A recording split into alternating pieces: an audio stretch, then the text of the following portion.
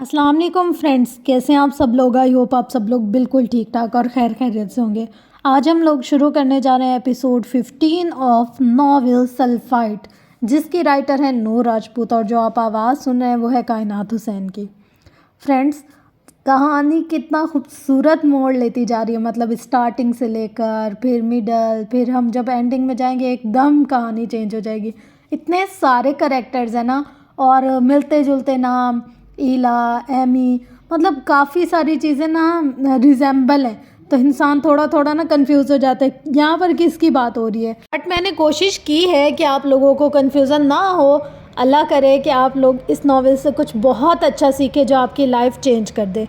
तो बस बहुत ज़्यादा इसका कुछ भी नहीं बताते और हम लोग डायरेक्ट स्टोरी स्टार्ट करते हैं। Ready set go.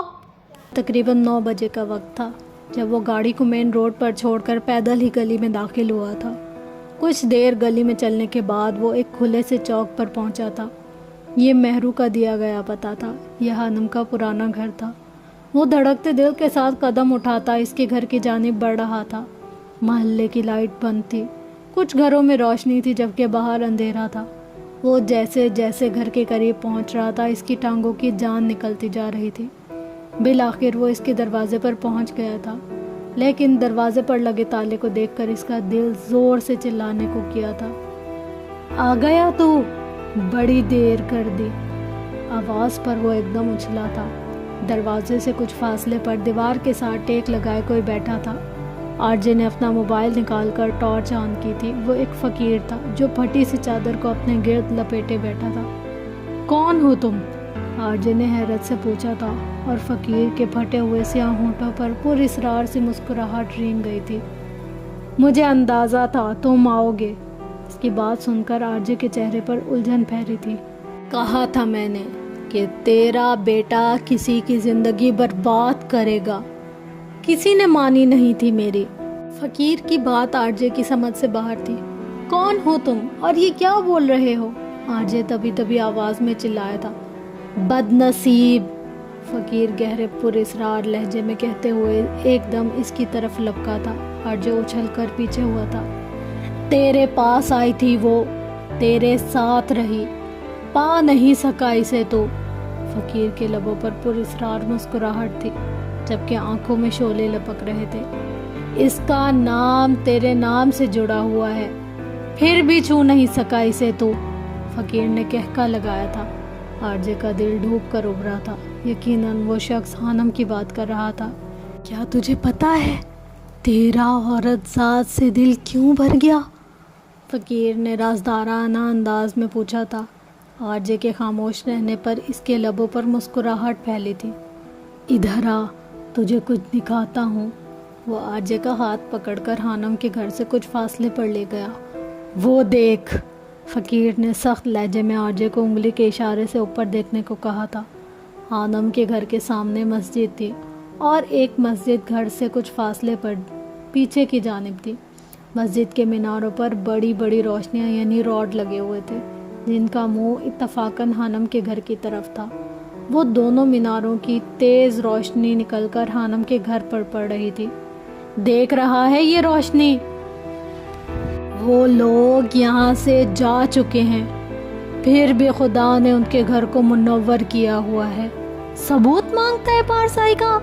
जा, चला जा, फकीर ने गुस्से से कहते हुए आरजे को धक्का दिया था जो लड़खड़ा कर पीछे हुआ था और हैरत से इस छोटे से रोशन घर को देख रहा था।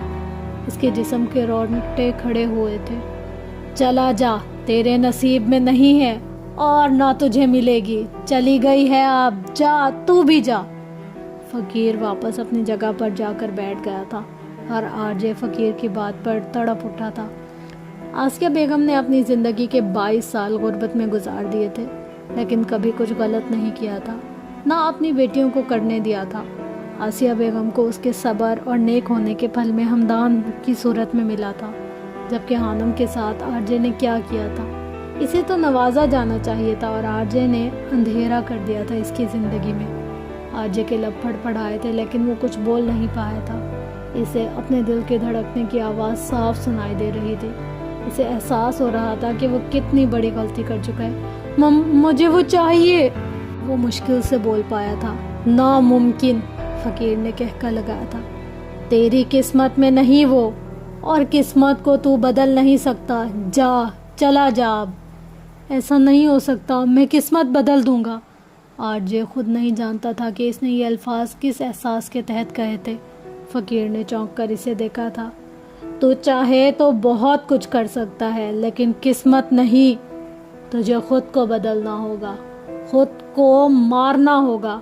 اب چلا جا، وقت ضائع مت کر۔ فقیر کے لہجے میں پراسراریت پھیلی تھی۔ معافی مانگنی ہے اس سے، وہ سامنے ہوتی تھی تو سب اچھا لگتا تھا۔ وہ گھٹنوں کے بل زمین پر بیٹھ گیا تھا، کسی ہارے ہوئے جواری کی طرح۔ اس کا لہجہ نم تھا۔ فقیر اسے غور سے دیکھ رہا تھا۔ رات کے 12 بجے کے قریب وہ گھر واپس آیا تھا۔ اس کی حالت ایسی تھی جیسے سب کچھ ہار کے آیا ہو۔ کمرے میں آنے کے بعد سب سے پہلے اس نے میز سے وہ تصویر اٹھائی تھی جو اس نے اس روز فوٹو فریم سمیت دیوار پر دے ماری تھی۔ ملازم نے صفائی کی تو وہ اٹھا کر میز پر رکھ دی تھی۔ Don't touch my phone you Mughals. کچھ یاد آنے پر وہ مسکرا دیا تھا۔ اس کی آنکھوں میں پھیلی نمی اس کے اندر کی تبدیلی پر گواہی دے رہی تھی۔ اس نے شہادت کی انگلی سے تصویر میں موجود ہانم کے چہرے کو چھوا تھا۔ میں مکی سے کہتا تھا کہ تم بہت خود سر اور گھمنڈی لڑکی ہو، اور میں بالکل ٹھیک کہتا تھا۔ تم نے نظر نہ آنے کی قسم اٹھائی تھی اور اپنی قسم پر پورا اتر رہی ہو۔ وہ اب میز کے پاس رکھی کرسی پر بیٹھا اس سے باتیں کر رہا تھا۔ لیکن یاد رکھنا، میں بھی آرجے ہوں، جس دن مل گئی نا بخشوں گا نہیں۔ اس نے مصنوعی غصہ کیا تھا۔ اگر کوئی اور اسے دیکھ لیتا تو یقین نہیں کرتا کہ وہ آرجے تھا، جس کی آنکھ میں کبھی آنسو نہیں آیا تھا اور اب وہ نم آنکھیں لیے بیٹھا تھا۔ معافی مانگنی ہے مجھے، اکثر غصے میں بہت غلط بول جاتا ہوں۔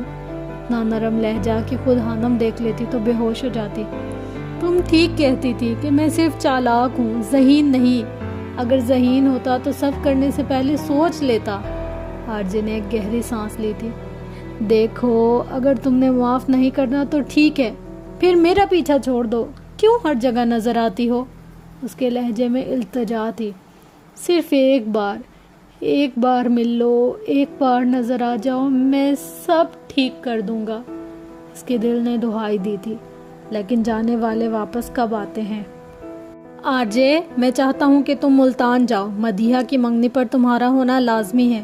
اگر ایمرجنسی میں یہ رشتہ طے نہیں کیا جاتا تو میں ضرور آ جاتا۔ مدیحہ کی منگنی؟ حشام کی بات نے اسے حیرت میں ڈال دیا تھا۔ ہاں، بابا سائی نے اپنے کسی دوست کے بیٹے کے ساتھ اس کا رشتہ طے کیا ہے۔ تمہیں سب فون کرتے ہیں، لیکن تم کسی سے بات کرو تب وہ تمہیں کچھ پتہ چلے نا۔ اب تمہیں جانا چاہیے۔ حشام ٹھیک کہہ رہا تھا۔ اس نے کتنے دنوں سے گھر بات نہیں کی تھی اور نہ ہی کسی کی کال اٹھائی تھی۔ وہ پتہ نہیں بے مقصد سارا دن لاہور کی خاک چانتا تھا۔ جسے ڈھونڈ رہا تھا وہ اسے ملنے والی نہیں تھی۔ ایسے کیسے؟ ابھی سے رشتہ طے کر دیا؟ ابھی وہ بچی ہے، پڑھ رہی ہے، اس کی تعلیم تو مکمل ہونے دیتے۔ آرجے کو غصہ آیا تھا۔ وہ اور مدیحہ رضائی بہن بھائی تھے۔ آرجے کے پیدا ہونے پر کچھ پیچیدگیوں کے باعث عائشہ جبیلی سے دودھ نہیں پلا پائی تھی، اور یہ کام بھی جان نے کیا تھا۔ وہ اور مدیحہ ہم عمر بھی تھے۔ وہ اس سے کچھ دن چھوٹی تھی۔ یہ باتیں تم بابا سائیں سے جا کر پوچھو، وہ ہی تمہیں جواب دے ہوں گے۔ حشام اس سے بحث نہیں کرنا چاہتا تھا۔ دیکھ لوں گا میں سب کو، آرجے غصے سے کہتا فون بند کر چکا تھا، جبکہ حشام کے لبوں پر مسکراہٹ دوڑ گئی تھی۔ وہ حشام سے زیادہ مدیحہ کو اپنی بہن مانتا تھا اور اس کی باتیں سنتا تھا۔ بچی نہیں رہی، اب وہ 22 سال کی ہو گئی ہے، اتنا بھی نہیں سمجھتا، حشام نے فون کو دیکھتے ہوئے کہا تھا، اور پھر سر جھٹک کر یونیورسٹی جانے کے لیے تیار ہو گیا تھا۔ سیدوں کی حویلی کو دلہنوں کی طرح سجایا گیا تھا۔ وجہ اس حویلی کی وہ اکلوتی بیٹی تھی جس کی آج منگنی تھی۔ بھی جان کے کہنے پر وہ ڈھنگ کے کپڑے پہنے ہوئے تھا۔ مدیحہ تیار ہوئی بہت پیاری لگ رہی تھی۔ تم خوش تو ہو نا؟ آرجے نے مدیحہ سے پوچھا تھا۔ جی خوش ہوں۔ وہ نظریں چرا گئی تھی۔ آرجے نے اس کی یہ حرکت اچھے سے نوٹ کی تھی۔ اس سے پہلے وہ کچھ کہتا ملازم اسے بلانے آ گئی تھی۔ چھوٹے صاحب، آپ کو بڑے صاحب نے بلایا ہے، وہ ادب سے سر جھکائے کہہ رہی تھی۔ آتا ہوں، آرجے نے جواب دیا تھا۔ دیکھو، کوئی بھی مسئلہ ہو تو مجھے بتا دینا، لڑکا نہ پسند آئے تب بھی، سمجھ رہی ہو نا میری بات؟ وہ سنجیدہ لہجے میں مدیحہ سے مخاطب تھا۔ جی، مدیحہ نے جھکے سر کو اس بات میں ہلایا تھا۔ اوکے میں آتا ہوں، وہ کہہ کر اٹھ گیا تھا، اور اس کے جانے کے بعد مدیحہ کی سہیلیاں اور محلے کی لڑکیوں نے مدیحہ کے گرد گھیرا ڈال دیا تھا۔ ڈیڈ، آپ نے بلایا؟ وہ سید جبیل کے پاس جا کر پوچھ رہا تھا۔ تم اندر کیا کر رہے تھے؟ تمہیں پتہ ہے نا کہ مہمان آنے والے ہیں، ان کا استقبال بھی کرنا ہے، حشام نہیں ہے یہاں پر، سارے کام تم نے کرنے ہیں۔ جاؤ بھائی صاحب کے پاس اور مہمانوں کا استقبال کرو، وہ سخت سے لہجے میں کہہ رہے تھے، جبکہ آرجے سر جھٹک کر ضیاء جبیل کی طرف بڑھ گیا تھا جو کہ مہمانوں میں گھرا ہوا تھا۔ کچھ دیر بعد لڑکے والے آ گئے تھے۔ لڑکے کو دیکھ کر آرجے کو حوصلہ ہوا تھا۔ سید فرقان ایک پڑھا لکھا اور باشعور انسان لگ رہا تھا۔ وہ اچھے سے جانتا تھا کہ سید جبیل یعنی اس کے ڈیڈ رشتوں کے معاملے میں اس کی بات نہیں سننے والے تھے۔ اگر مدیحہ خوش تھی تو وہ کچھ غلط نہیں کرنا چاہتا تھا۔ ان کے خاندان کی روایات کے مطابق لڑکے اور لڑکی کی شادی سید خاندان سے باہر نہیں کی جاتی تھی، یہ وہ سب اچھے سے جانتے تھے۔ جب انگوٹھی پہنانے کی رسم ہو رہی تھی، لڑکے والوں کے ساتھ آئی لڑکیوں کو اس نے خود پر گھورتے پایا تھا۔ وہ سب اسے ستائشی نظروں سے دیکھ رہی تھی۔ حد ہے یار، آرجے کو پہلی بار کوفت ہوئی تھی، ورنہ لڑکیوں کے اس طرح گھورنے پر وہ اپنی بدتیسی لازمی دکھاتا تھا۔ پھر اچانک اس کی نظر کے سامنے ایک بیش قیمتی صوفے پر بیٹھے فرقان اور مدیحہ پر پڑی، جن کا منگنی کا کہہ کر ابھی تھوڑی دیر پہلے نکاح ہوا تھا۔ یہ سب اتنا اچانک ہوا تھا کہ وہ خود حیران رہ گیا تھا۔ بڑے لوگوں کی سرگوشیاں اسے کچھ بھی بتا نہیں پائی تھی۔ دیکھتے ہی دیکھتے بیش قیمت صوفے لکڑی کے بینچ میں بدل گیا تھا۔ روشنیوں کی جھلملاہٹ کم ہو کر بجلی کی چمک میں بدل گئی تھی۔ وہاں موجود لڑکیوں کے کہکے بادلوں کے گرجنے کی آواز میں بدل گئے تھے۔ اس نے دیکھا تھا، صاف دیکھا تھا، سامنے بینچ پر حانم اور آرجے بیٹھے تھے۔ وہ گھور رہی تھی جبکہ آرجے مسکرا رہا تھا۔ آرجے کے دل کی دھڑکن ساکت ہوئی تھی، وقت جیسے ٹھہر سا گیا تھا، دل ڈوب کر ابھرا تھا۔ وہ ایک پل تھا، بس ایک پل، پھر سب نارمل ہو گیا تھا۔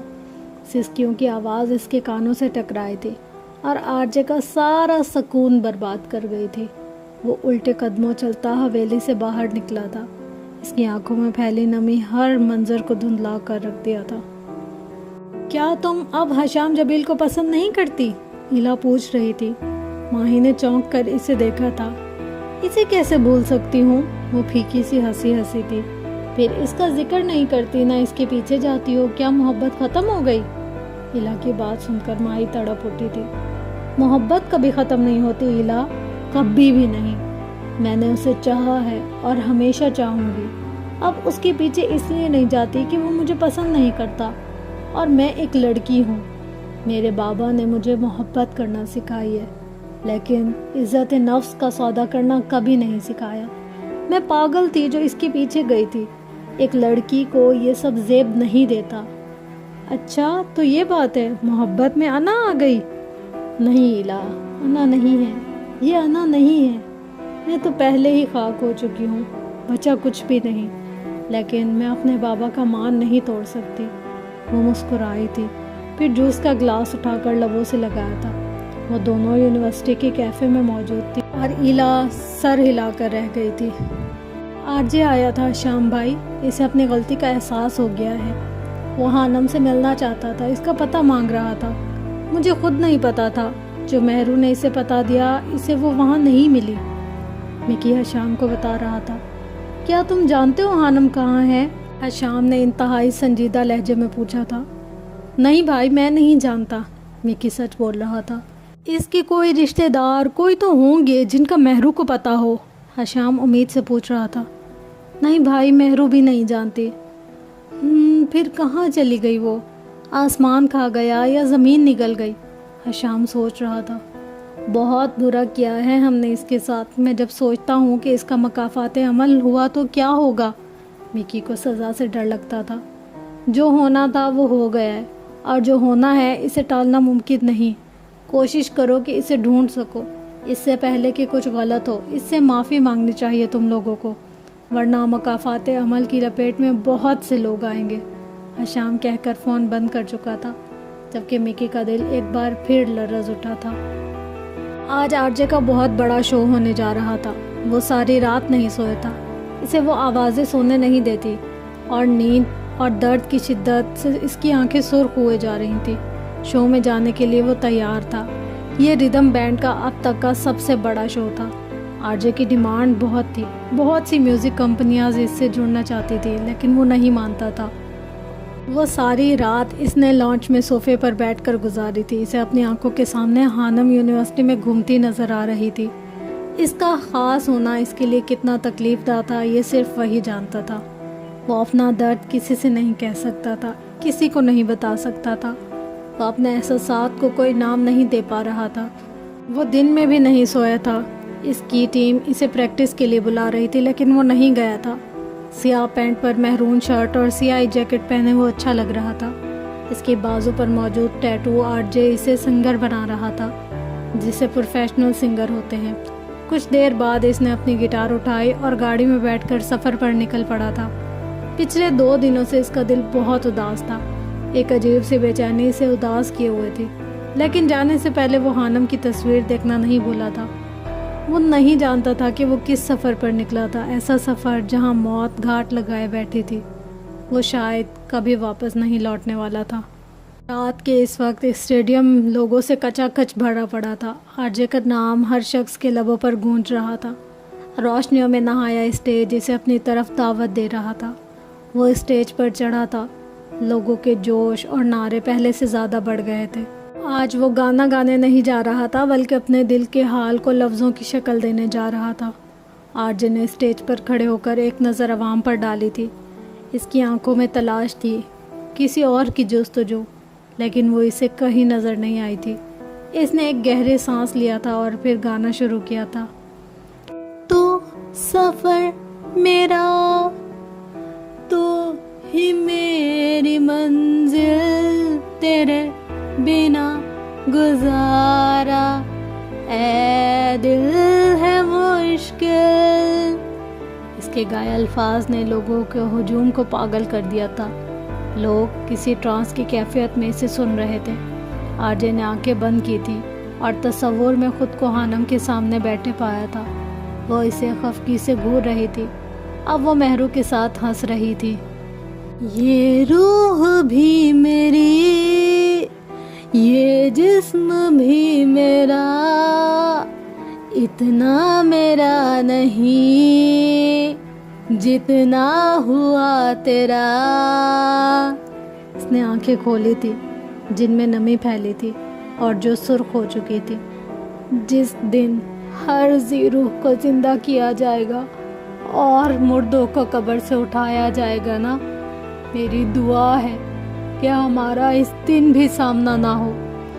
ہانم کے جملے اس کے کانوں میں گونجے تھے۔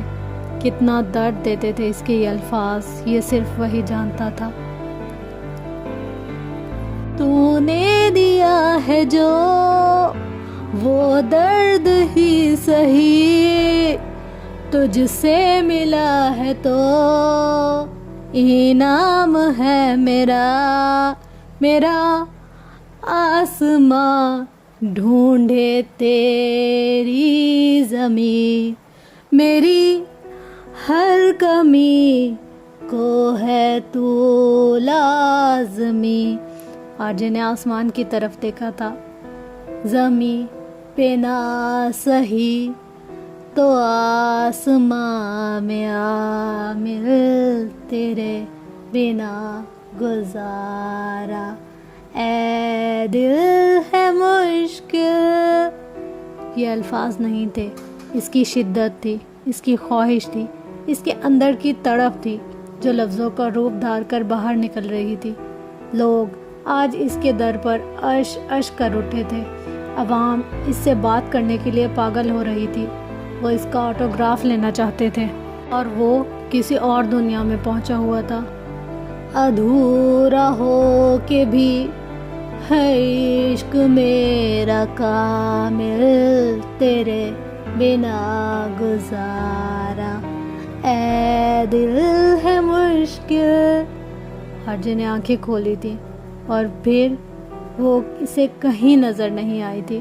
وہ اسٹیج سے نیچے اترا تھا اور پھر سب کی آوازیں دیتے دیتے وہ اس جگہ سے باہر نکل آیا تھا۔ واہ، کمال کر دیا آج اس لڑکے نے، اتنا درد، اتنی شدت؟ یہی چیز تو چاہتا تھا میں. گاڑی نکالو, مجھے یہ لڑکا چاہیے. مسٹر رحمان اپنے اسٹوڈیو کے کیبن میں بیٹھا تھا. آر جے کی پرفارمنس دیکھ کر اش کر اٹھا. جی ٹھیک ہے باس. اس کا سیکریٹری اس بات میں سر ہلاتا باہر نکل گیا تھا. کسی بھی قیمت پر وہ بچنا نہیں چاہیے. پیسے ڈبل ملیں گے. وہ میرا نہیں ہو سکتا تو کسی کا بھی نہیں ہوگا. اس نے روپیوں سے بھرا بیگ 2 جرائم پیشہ افراد کے سامنے رکھتے ہوئے کہا تھا, جو شکل سے خوفناک نظر آتے تھے. کام ہو جائے گا میڈم. وہ اسے یقین دلاتے بیگ اٹھا کر باہر نکل گئے تھے. I am sorry R J, لیکن میں اپنی پسند کسی کو نہیں دیتی. وہ افسردہ لہجے میں آر جے کے تصور سے مخاطب تھی. رات کے اس پہر وہ تیز رفتاری سے گاڑی چلا رہا تھا. اس کی آنکھوں میں نمی کم ہونے کا نام نہیں لے رہی تھی. راستہ سنسان تھا. سڑک پر 2 گاڑیاں ہی نظر آ رہی تھی. اس کا موبائل اور والیٹ 60 والی سیٹ پر رکھا تھا. آج وہ اسے پوری شدت سے یاد آئی تھی, اور اس کے نظر نہ آنے پر وہ پاگل سا ہو گیا تھا. کچھ دیر کے لیے اس کی نظر سامنے سے ہٹی تھی, اور پھر ایک زوردار دھماکہ ہوا تھا. سامنے سے آتے ایک تیز رفتار ٹرک نے اسے پوری قوت سے ٹکر ماری تھی, اور ٹکر مارنے کے بعد اڑا دیا تھا. اسے سنبھلنے کا موقع ہی نہیں ملا تھا. گاڑی اچھل کر دور جا گری تھی. آر جے کو ہر چیز گھومتی ہوئی محسوس ہو رہی تھی. تکلیف کی ایک لہر اس کے پورے جسم میں پھیل گئی تھی. آر جے نے مشکل سے آنکھیں کھولی تھی. اس کے سر سے خون نکل رہا تھا. جیسے ہی اس نے آنکھیں کھولی تھی, اس کی آنکھیں چندیا گئی تھی. ایک دھماکے کے ساتھ ہر طرف خاموشی چھا گئی تھی. اتنی گہری خاموشی جو اس نے کبھی محسوس نہیں کی تھی. اسے اوندھے پڑے کو ایک لمبی سی سرنگ نظر آ رہی تھی, جہاں بہت تیز روشنی تھی. اس تیز روشنی اور سرنگ کے اندر اسے وہ نظر آیا تھا, 10 سال کا روحان جبیل, جو سرنگ میں چل رہا تھا. ماما, وہ کسی کو پکار رہا تھا. اور پھر کچھ دیر چلنے کے بعد وہ سرنگ کے آخری سرے پر پہنچا تھا, جہاں وہ مسکرا رہی تھی. ہاں, وہ عائشہ جبیل, اس کی ماں. خوبصورت سی مسکراہٹ. روحان, آ گئے تم؟ وہ محبت پاش نظروں سے اسے دیکھ رہی تھی. ماما. 10 سالہ روحان اپنی ماں کی طرف بھاگا تھا. کام تمام کرتے ہیں, ٹرک میں موجود ایک آدمی نے دوسرے سے کہا تھا, اور پھر انہوں نے ٹرک کو گاڑی کے اوپر چڑھا کر گاڑی کو بری طرح کچل ڈالا تھا. آر جے کے جسم نے اتنی تکلیف کبھی محسوس نہیں کی تھی. وہ چیخ بھی نہیں پایا تھا, اور پھر اس کی آنکھیں بند ہو گئی تھی. وہ دونوں آدمی ٹرک سے نیچے اترے تھے. راستہ سنسان پڑا تھا. سڑک کی ایک جانب جنگل تھا, جبکہ دوسری طرف بیابان. وہاں اس وقت کوئی نہیں تھا. دونوں آدمیوں کے چہرے پر تھوڑی سی پریشانی تھی. انہوں نے رات کے اندھیرے میں جلدی ٹرک سے پیٹرول کی ایک بڑی سی بوتل نکالی تھی, اور پھر الٹی پڑی ٹوٹی پھوٹی گاڑی کے اوپر اسے چھڑک کر آگ لگا دی تھی. ان ظالموں کے ہاتھ نہیں کانپے تھے. شاید وہ جرم اور ظلم کرنے کے عادی ہو چکے تھے. گاڑی میں آگ کسی سوکھی لکڑی کی طرح لگی تھی. آس پاس نظریں دوڑانے کے بعد کسی نے غلطی سے دیکھا تو نہیں, وہ لوگ ٹرک میں بیٹھ کر واپس چلے گئے تھے. 1.5 سال سڑکوں پر آوارہ گردی کرنے کے بعد, 1.5 سال کسی کو دیکھنے کے لیے تڑپنے کے بعد, اور پھر اسی تڑپ کو دل میں لیے وہ شخص ابدی نیند سو چکا تھا. بی جان کا دل شام سے ہی گھبرا رہا تھا. وہ بار بار آر جے کو تو کبھی حشام کا نمبر ملا رہی تھی. حشام سے ان کی بات ہو چکی تھی, جبکہ روحان فون نہیں اٹھا رہا تھا, اور اب اس کا نمبر بن جا رہا تھا. میرا دل بہت گھبرا رہا ہے حشام بیٹا, تم روحان کو فون کرو نا, بی جان پریشانی سے کہہ رہی تھی. میں نے کوشش کی ہے بی جان, اس کا نمبر واقعی بن جا رہا ہے. آج تو حشام کا بھی دل اداس تھا. اسے سمجھ نہیں آ رہا تھا کہ یہ بے سبب اداسی کیوں تھی. رات اس کا شو تھا. میں پوچھتا ہوں اس کے کسی دوست سے, آپ پریشان نہ ہو. وہ بی جان کو تسلی دینے کے بعد فون بند کر چکا تھا. وہ بار بار کبھی آر جے کا تو کبھی اس کے دوست کا نمبر ملا رہا تھا, لیکن کسی سے بھی رابطہ نہیں ہو رہا تھا. رات اس نے آر جے کو لے کر ایک برا سا خواب دیکھا تھا. اس نے آر جے کو بہت تکلیف میں دیکھا تھا. وہ اسے شیطان کا بہکاوا سمجھ کر خود کو تسلی دے چکا تھا, لیکن اب اس کا دل ہول رہا تھا. اسے سمجھ نہیں آ رہا تھا کہ وہ کیا کرے. شام اداس دل کے ساتھ یونیورسٹی آ گیا تھا, لیکن اس کا ذہن آر جے میں اٹکا تھا. آخری کلاس لینے کے بعد جیسے ہی وہ یونیورسٹی سے باہر نکلا تھا, اسے مدیحہ کی کال آئی تھی. وہ بار بار فون کر رہی تھی. شام گاڑی چلاتے ہوئے فون نہیں سنتا تھا. اسے بار بار فون کرنے کے باعث حشام نے کال اٹھائی تھی۔ حشام بھائی، مدیحہ کی دل چیر دینے والی آواز ابھری تھی۔ کیا ہوا گڑیا؟ حشام نے پیار سے پوچھا تھا۔ حشام بھائی، اس نے پھر دل دہلا دینے والی چیخ ماری تھی۔ وہ بری طرح سے رو رہی تھی۔ کیا ہوا؟ رو کیوں رہی ہو؟ سب ٹھیک تو ہے نا؟ حشام کا دل کانپا تھا، اور پھر اس کے بعد مدیحہ نے اسے جو خبر دی تھی، اسے سن کر حشام کی گاڑی کا ایکسیڈنٹ ہوتے ہوتے بچا تھا۔ اسے مدیحہ کے الفاظ کسی بم کی طرح محسوس ہوئے تھے۔ اس کا دماغ سائیں سائیں کر رہا تھا۔ بیچ سڑک میں وہ گاڑی روکے بے یقینی اور حیرت و خوف سے پھٹے چہرے کے ساتھ موبائل کو دیکھ رہا تھا، جس سے مدیحہ کی رونے کی آواز ابھری تھی۔ ہانی بچے، تمہیں کوئی بار بار فون کر رہا ہے، پہلے فون سن لو۔ لوسی ماں کی آواز ابھری تھی۔ انم کچن میں حلیمہ بی کے ساتھ مل کر کوکنگ کرنے کی کوشش کر رہی تھی۔ وہ بچپن سے لے کر اب تک اپنی پڑھائی میں اتنی مشغول رہی تھی کہ اسے گھر کے کام سیکھنے کا موقع ہی نہیں ملا تھا، اور اب وہ اپنا وقت گزارنے کے لیے حلیمہ بی کے ساتھ کوکنگ کرنے کی کوشش کرتی تھی۔ آ رہی ہوں لوسی ماں، انم نے کچن سے جواب دیا تھا۔ وہ خود کو نارمل دکھاتی تھی۔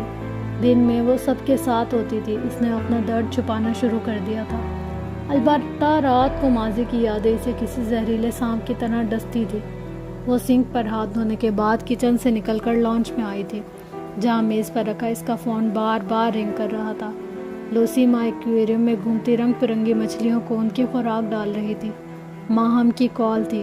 ہانم کے چہرے پر مسکراہٹ پھیلی تھی۔ ہیلو، السلام علیکم، ہانم نے خوش دلی سے کہتے ہوئے فون کان سے لگایا تھا۔ ہانو آپی، جواد کی آواز ابھری تھی۔ ہانم ایک دم چونکی تھی۔ کیا ہوا جواد؟ ہانو آپی، وہ جواد ہچکیاں لے رہا تھا، وہ رو رہا تھا۔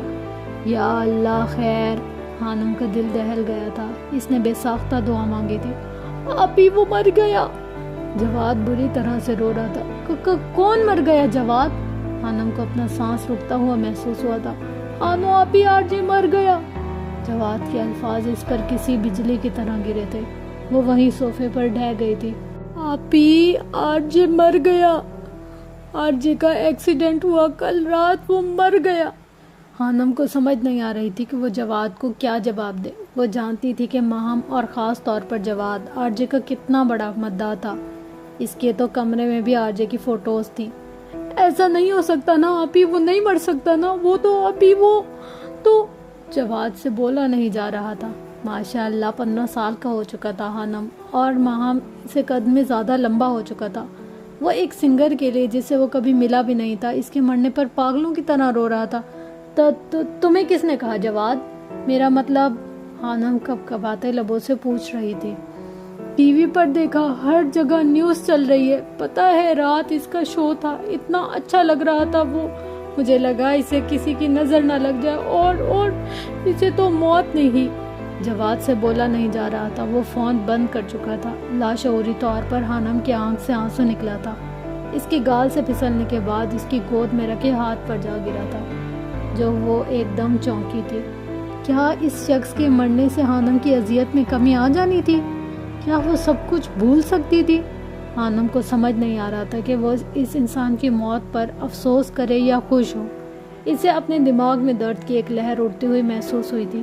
وہ مرے قدموں سے اٹھ کر اپنے کمرے کی طرف بڑھ گئی تھی۔ نفس ذائقۃ الموت، ہر نفس کو موت کا مزہ چکھنا ہے۔ خالق کائنات اللہ رب العزت نے ہر جاندار کے لیے موت کا وقت اور جگہ متعین کر دی ہے، اور موت ایسی شے ہے کہ دنیا کا کوئی بھی شخص، خواہ وہ کافر ہو یا فاجر، حتیٰ کہ دہریہ ہی کیوں نہ ہو، موت کو یقینی مانتا ہے، اور اگر موت پر شک و شبہ بھی کرے تو اسے بے وقوفیوں کی فہرست میں شمار کیا جائے گا، کیونکہ بڑی بڑی مادی طاقتیں، مشرق سے لے کر مغرب تک قائم ساری حکومتیں موت کے سامنے عاجز و بے بس ہیں۔ موت بندوں کو ہلاک کرنے والی، بچوں کو یتیم کرنے والی، عورتوں کو بیوہ بنانے والی، دنیا و ظاہری سہاروں کو ختم کرنے والی، دلوں کو تھرانے والی، آنکھوں کو رلانے والی، بستیوں کو اجاڑنے والی، جماعتوں کو منتشر کرنے والی، لذتوں کو ختم کرنے والی، امیدوں پر پانی پھیرنے والی، ظالموں کو جہنم کی وادیوں میں جھلسانے والی، اور متقیوں کو جنت کے بالا خانوں تک پہنچانے والی شے ہے۔ موت نہ چھوٹوں پر شفقت کرتی ہے اور نہ بڑوں کی تعظیم۔ نہ دنیاوی چوہدریوں سے ڈرتی ہے اور نہ بادشاہوں سے ان کے دربار میں حاضری کی اجازت لیتی ہے۔ جب بھی حکم خداوندی ہوتا ہے تو تمام دنیاوی رکاوٹوں کو چیرتی اور پھاڑتی ہوئی مطلوب کو حاصل کر لیتی ہے۔ موت نہ نیک صالح لوگوں پر رحم کھاتی ہے، نہ ہی ظالموں کو بخشتی ہے۔ اللہ کے راستے میں جہاد کرنے والوں کو بھی موت اپنے گلے لگا لیتی ہے اور گھر بیٹھنے والوں کو بھی موت نہیں چھوڑتی۔ اخروی و ابدی زندگی کو دنیا و فانی زندگی پر ترجیح دینے والے بھی موت کی آغوش میں سو جاتے ہیں اور دنیا کے دیوانوں کو بھی موت اپنا لقمہ بنا لیتی ہے۔ موت آنے کے بعد آنکھ دیکھ نہیں سکتی، زبان بول نہیں سکتی، کان سن نہیں سکتے، ہاتھ پیر کام نہیں کر سکتے۔ موت نام ہے روح کا بدن سے تعلق ختم ہونے کا اور انسان کا دار فانی سے دار بقا کی طرف کوچ کرنے کا۔ ترقی یافتہ سائنس بھی روح کو سمجھنے سے قاصر ہے، حالانکہ اللہ تعالیٰ نے قرآن کریم میں واضح طور پر اعلان فرمایا ہے کل روح من امر ربہ، روح صرف اللہ کا حکم ہے۔ موت پر انسان کے اعمال کا رجسٹر بند کر دیا جاتا ہے اور موت کے بعد توبہ کا دروازہ بند اور جزا و سزا کا وقت شروع ہو جاتا ہے۔ حضور اکرم صلی اللہ علیہ وسلم نے ارشاد فرمایا اللہ تعالیٰ بندے کی توبہ قبول کرتا ہے یہاں تک کہ اس کا آخری وقت آ جائے۔ ہم ہر روز، ہر گھنٹہ، بلکہ ہر لمحہ اپنی موت کے قریب ہوتے جا رہے ہیں۔ سال، مہینے اور دن گزرنے پر ہم کہتے ہیں کہ ہماری عمر اتنی ہو گئی، لیکن حقیقت یہ ہے کہ یہ ایام زندگی سے کم ہو گئے ہیں۔ موت ایک مصیبت بھی ہے، جیسا کہ اللہ تبارک و تعالیٰ نے فرمایا، اور وہیں تمہیں موت کی مصیبت پیش آ جائے۔ اللہ تبارک و تعالیٰ نے اپنے کلام پاک کی متعدد آیات میں موت اور اس کی حقیقت کو بیان کیا ہے، جن میں سے چند آیات پیش خدمت ہیں۔ ہر جاندار کو موت کا مزہ چکھنا ہے اور تم سب کو تمہارے اعمال کے پورے بدلے قیامت ہی کے دن ملیں گے۔ پھر جس کو دوزخ سے بچا لیا گیا اور جنت میں داخل کر دیا گیا وہ صحیح معنوں میں کامیاب ہو گیا، اور یہ دنیاوی زندگی تو جنت کے مقابلے میں دھوکے کے سامان کے سوا کچھ بھی نہیں۔ سورۃ آل عمران۔ اس آیات میں اللہ تبارک و تعالیٰ نے انسان کی کامیابی کا ذکر کیا ہے، اور یہ کہ اس حال میں ہماری موت آئے کہ ہمارے لیے جہنم سے چھٹکارے اور دخول جنت کا فیصلہ ہو چکا ہو۔ اس زمین میں جو کوئی ہے فنا ہونے والا ہے، اور صرف تمہارے پروردگار کی جلال والی اور فضل و کرم والی ذات باقی رہے گی۔ سورۃ رحمان۔ ہر چیز فنا ہونے والی ہے سوائے اللہ کی ذات کے، حکمت اسی کی ہی ہے اور اسی کی طرف تمہیں لوٹ کر جانا ہے۔ سورۃ القصص۔ اے پیغمبر، تم سے پہلے بھی ہمیشہ زندہ رہنا ہم نے کسی فرد بشر کے لیے طے نہیں کیا، چنانچہ اگر تمہارا انتقال ہو گیا تو کیا یہ لوگ ایسے ہیں جو ہمیشہ زندہ رہیں؟ ہر جاندار کو موت کا مزہ چکھنا ہے، اور ہم تمہیں آزمانے کے لیے بری اور اچھی حالتوں میں مبتلا کرتے ہیں، اور تم سب ہی ہمارے پاس لوٹ کر آؤ گے۔ سورۃ الانبیاء۔ تم جہاں بھی ہوگے ایک نہ ایک دن موت تمہیں جا پکڑے گی، چاہے تم مضبوط قلعوں میں ہی کیوں نہ رہے ہو۔ سورۃ النساء۔ انسان بڑے بڑے محل اور قلعے تعمیر کر کے سوچتا ہے کہ اسے ہمیشہ یہاں رہنا ہے، اسے کبھی فنا ہونا ہی نہیں، لیکن شاید وہ نہیں جانتے کہ موت قلعوں میں آ جاتی ہے۔ اے نبی، آپ کہہ دیجئے کہ جس موت سے تم بھاگ رہے ہو وہ تم سے آ ملنے والی ہے، یعنی وقت آنے پر موت تمہیں ضرور اچک لے گی۔ سورۃ الجمعہ۔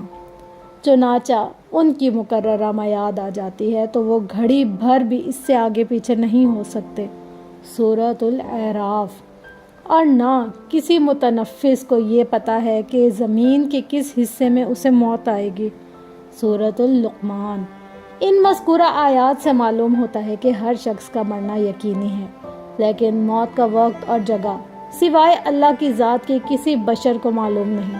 چنانچہ بعض بچپن میں تو بعض انواف شباب میں اور بعض ادھیڑ عمر میں، جبکہ باقی بڑھاپے میں دائی اجل کو لبیک کہہ جاتے ہیں۔ بعض صحت مند تندرست نوجوان سواری پر سوار ہوتے ہیں، لیکن انہیں نہیں معلوم ہوتا کہ وہ موت کی سواری پر سوار ہو چکے ہیں۔ لیکن ایک بات تو طے ہے، موت بہت برا فعل نہیں ہے، موت ایک عمل ہے، ایک راستہ ہے، موت کا ایک وجود ہے۔ ہم کیوں کہتے ہیں کہ موت آ گئی، موت آئے گی؟ یقیناً یہ ایک وجود رکھتی ہے جو جب آتی ہے تو انسان کو دنیا سے کاٹ کر دوسری دنیا سے جوڑ دیتی ہے۔ وہ صوفے پر بیٹھی سامنے دیوار میں لگی بڑی سی اسکرین میں اس شخص کی موت کی خبر سن رہی تھی جسے چاہنے کا وہ دعویٰ کرتی تھی۔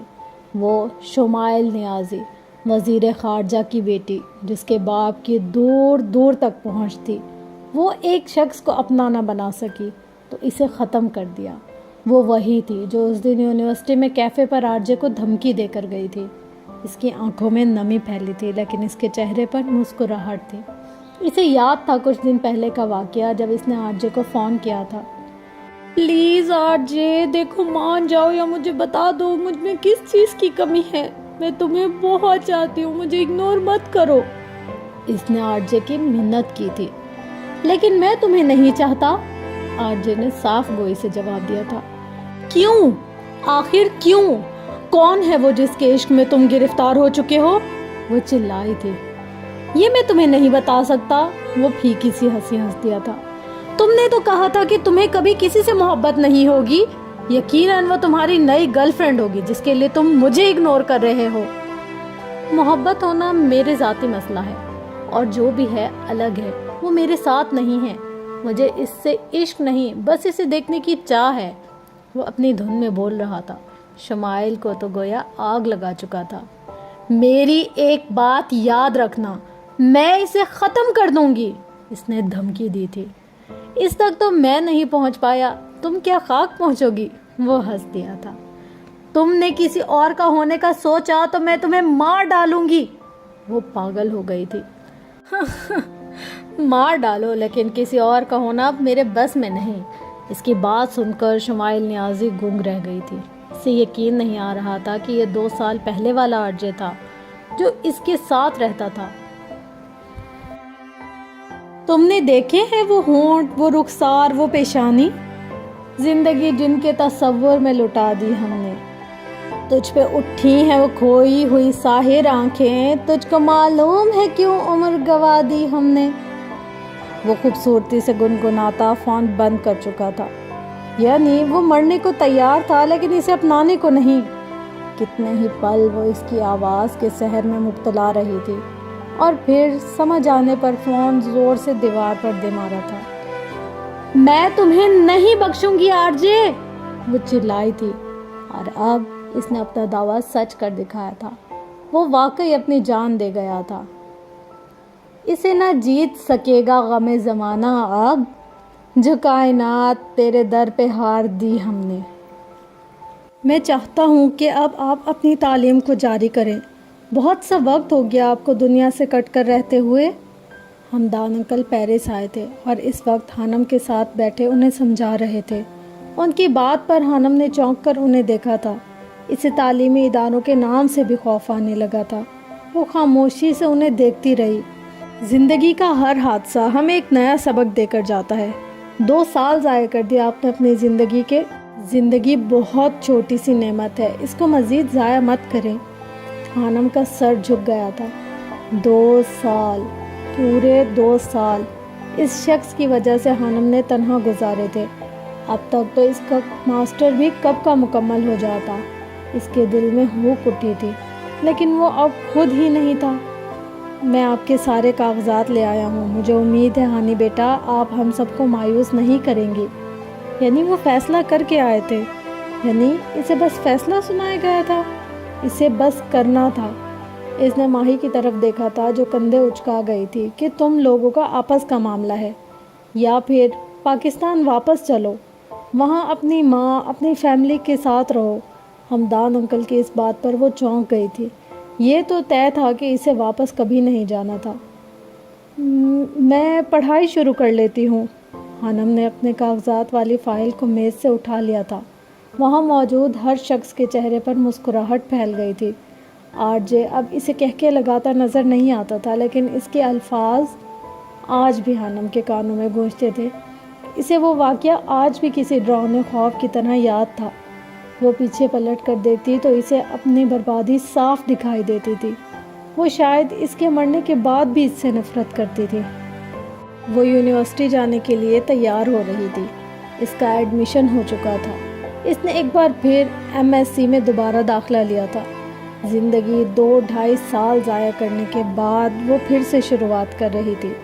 شاید اس کا خوف اس لحاظ سے کم ہو گیا تھا کہ RJ مر چکا تھا، لیکن جو اس کے اندر سب بدل چکا تھا وہ کبھی دوبارہ ٹھیک نہیں ہونے والا تھا۔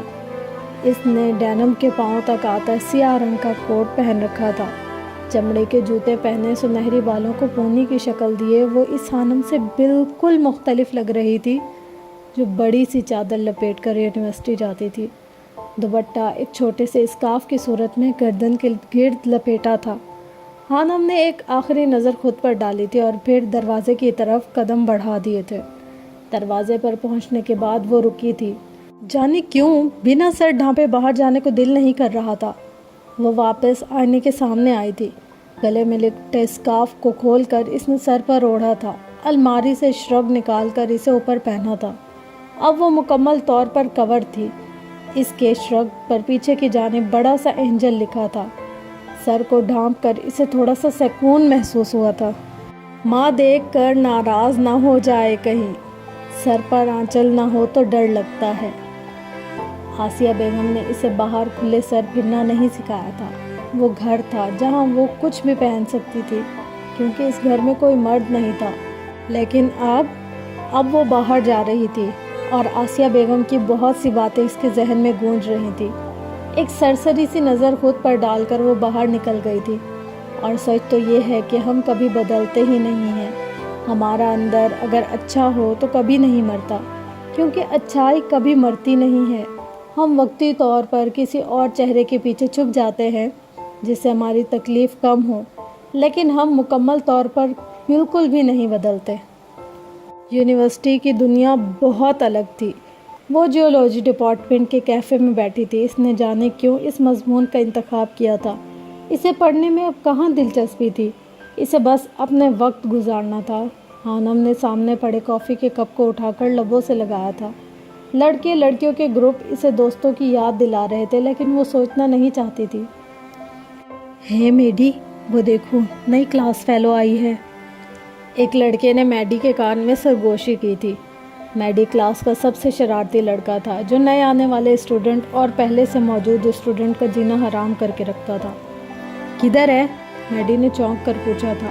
وہ پہلے کلاس میں موجود نہیں تھا، لیکن اب آیا تھا تو اس کے دوستوں نے اسے بتایا تھا۔ وہ سامنے دیکھو، بلیک ڈریس والی، جیکی نے اشارہ کیا تھا۔ اوکے، میں ذرا ہیلو ہائی کر کے آتا ہوں، میڈی شرارت سے کہتا اٹھا تھا۔ میڈی کی طرف خانم کی پشت تھی، وہ اس کے قریب پہنچ چکا تھا۔ اس نے خانم کے شرگ پر بڑا سا اینجل لکھا دیکھا تھا۔ وہ اکیلی بیٹھی تھی۔ انٹرسٹنگ، وہ مسکراتے ہوئے اس کے سامنے جا کر خالی کرسی پر براجمان ہو چکا تھا۔ خانم نے چونک کر اسے دیکھا تھا، پھر وہ نارمل ہو گئی تھی۔ وہ جانتی تھی یہ پیرس کی یونیورسٹی تھی، اس کی PU نہیں، جہاں لڑکے کم از کم لڑکی کی اجازت کے بنا اس کے پاس نہیں بیٹھتے تھے۔ ہیلو اینجل، میں ہوں میڈی، میڈی نے مسکرا کر ہاتھ آگے بڑھایا تھا۔ اس سے پہلے خانم کچھ کہتی اس نے اپنے دائیں جانب دیکھا تھا اور سورج کی مدھم سی روشنی خانم کے چہرے پر پڑی تھی۔ اس کا پیدائشی نشان چمکا تھا۔ میڈی حیران رہ گیا تھا۔ یہ کیا تھا؟ اس نے کبھی پہلے ایسی کوئی چیز نہیں دیکھی تھی۔ ہائے، خانم نے بنا ہاتھ ملائے واپسی اس کی جانب دیکھتے ہوئے جواب دیا تھا، جبکہ میڈی بس ہونکوں کی طرح اسے گھور رہا تھا۔ اسے سامنے بیٹھی لڑکی واقعی اینجل لگ رہی تھی۔ واٹ از دس؟ اس نے انگلی سے خانم کے چہرے کی طرف اشارہ کیا تھا۔ برتھ مارک، وہ سکون سے جواب دے رہی تھی۔ یقین نہیں ہوتا، میڈی کا منہ ابھی بھی حیرت سے کھلا تھا۔ وہ پتہ نہیں کیوں اس جگہ سے اٹھا اور پھر واپس اپنے دوست کی طرف بڑھ گیا تھا۔ اس میں خانم کے سامنے بیٹھنے کی ہمت نہیں ہو رہی تھی، جبکہ خانم اسے حیرت سے جاتا دیکھ رہی تھی۔ میں نے تو کچھ نہیں کہا۔ خانم نے کندھے اچکائے تھے اور پھر کافی کا آخری گھونٹ پینے کے بعد وہ اٹھ کر اپنی کلاس کی جانب بڑھ گئی تھی۔ خانم نے یونیورسٹی جانا تو شروع کر دیا تھا، لیکن اسے لیکچر کی کچھ سمجھ نہیں آتی تھی۔ 2 سال وہ کتابوں سے دور رہی تھی، 2 سال وہ اپنے آپ سے دور رہی تھی۔ پروفیسر کچھ پڑھاتا تھا لیکن وہ غائب دماغی سے بس سنے جا رہی تھی۔ پروفیسر اگر اس سے لیکچر کے دوران کچھ پوچھ لیتا تو یقیناً پوری کلاس کے سامنے اس کی بے عزتی لازمی تھی، لیکن سچ شکر کہ پروفیسر بس اپنی سنانے والوں میں سے تھا۔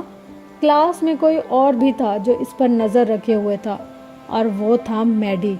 اسے شروع دن سے ہانم تھوڑی عجیب لگی تھی۔ وہ جب سے آئی تھی اس نے کوئی دوست نہیں بنایا تھا۔ میڈی نے اسے ہمیشہ اکیلے پایا تھا۔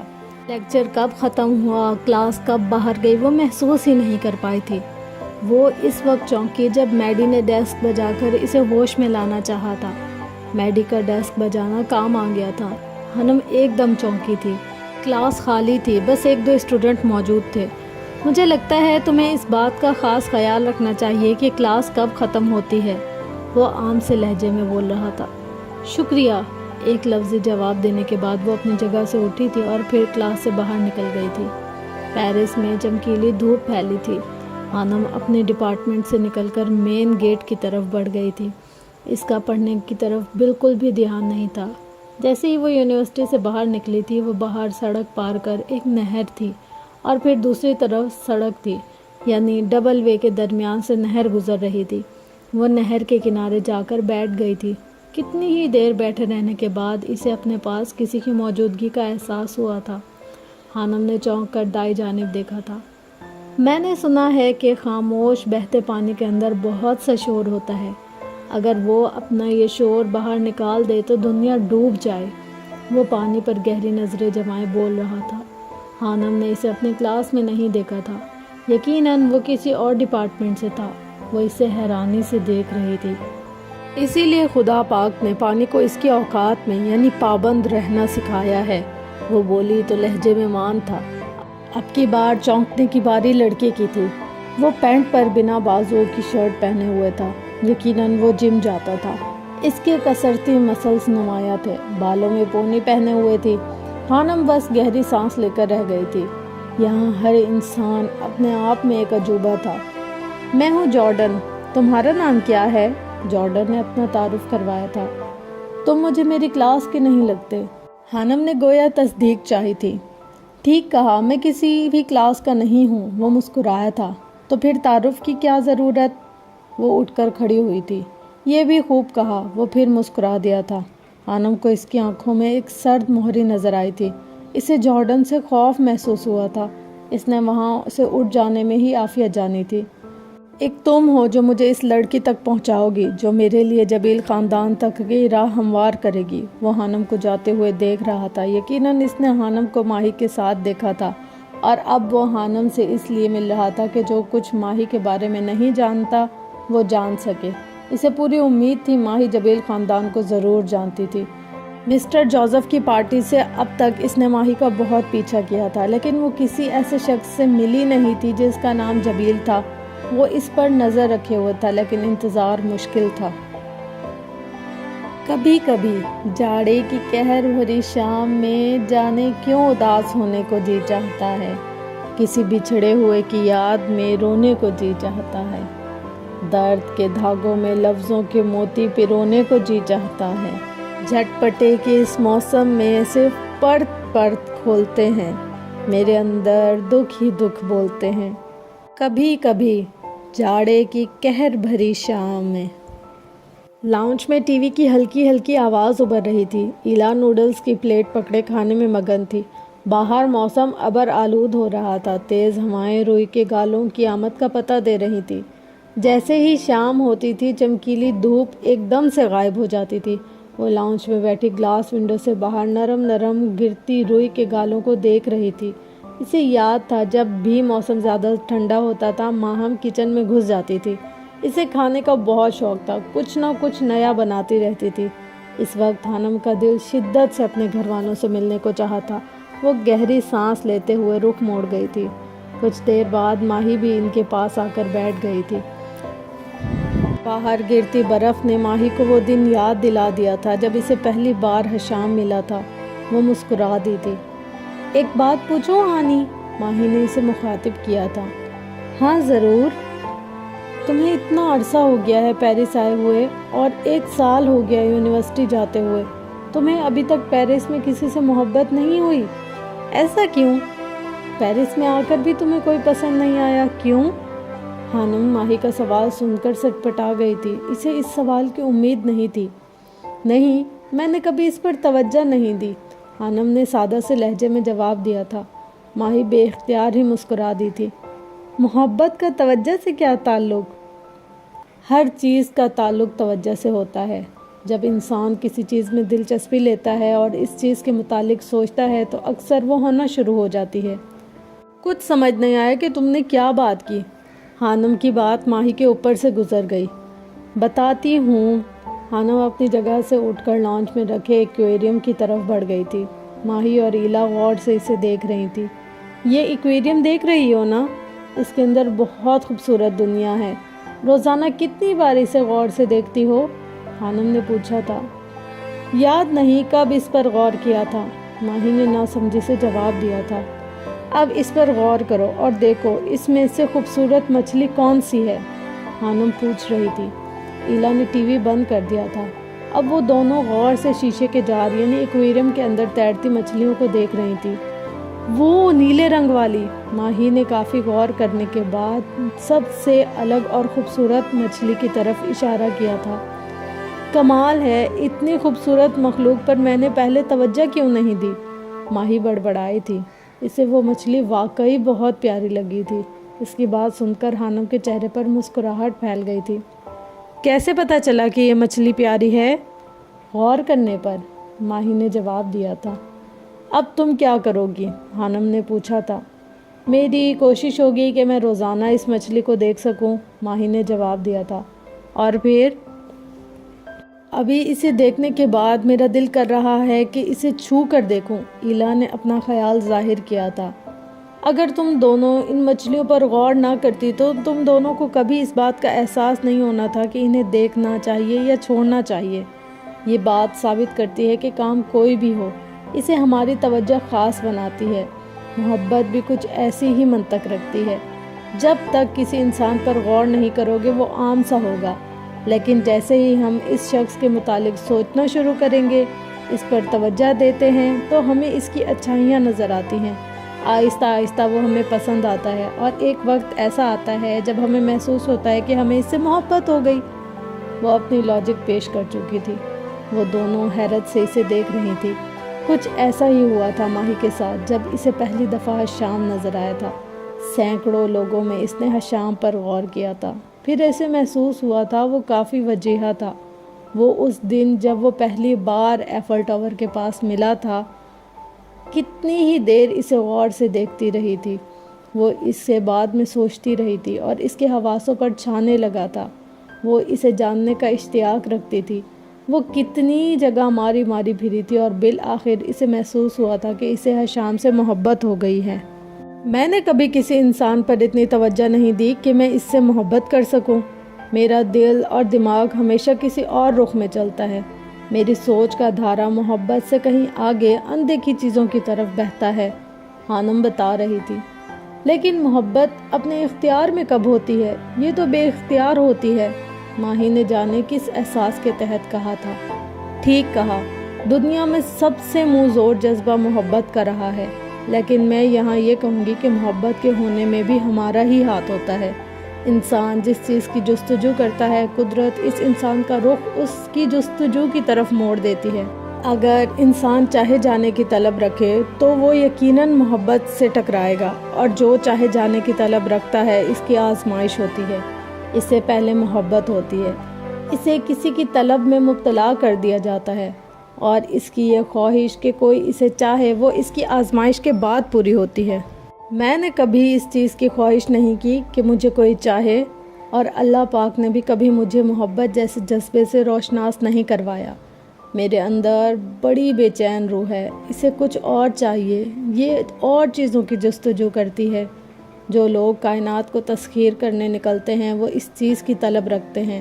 جن لوگوں نے ماضی میں دنیا فتح کی ہے، یقیناً ان کی جستجو نے انہیں یہ کام کرنے پر اکسایا ہوگا۔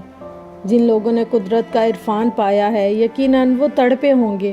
ان کی طلب، ان کی جستجو نے انہیں اندیکھی چیزوں کی تلاش میں نکلنے پر مجبور کیا ہوگا۔ اور مجھے لگتا ہے کہ ساری کائنات سمٹ کر اس ایک لفظ طلب یا جستجو میں مقید ہے۔ جو جس چیز کی کھوج کرے گا وہ اسے پائے گا، اور جو چاہے جانے کی طلب رکھے گا اسے پہلے محبت میں مبتلا کیا جائے گا۔ وہ خاموش ہو چکی تھی۔ ماہی اور ایلا کو اس کی منطق نے ورطہ حیرت میں ڈال دیا تھا۔ لیکن ایک بات تو طے ہے، انسان کو چاہے جانے کی طلب رکھنی چاہیے۔ جو یہ طلب رکھے گا وہ محبت سے ٹکرائے گا۔ جب وہ محبت سے ٹکرائے گا تو اسے نہ پانے کی صورت میں پاش ہو جائے گا۔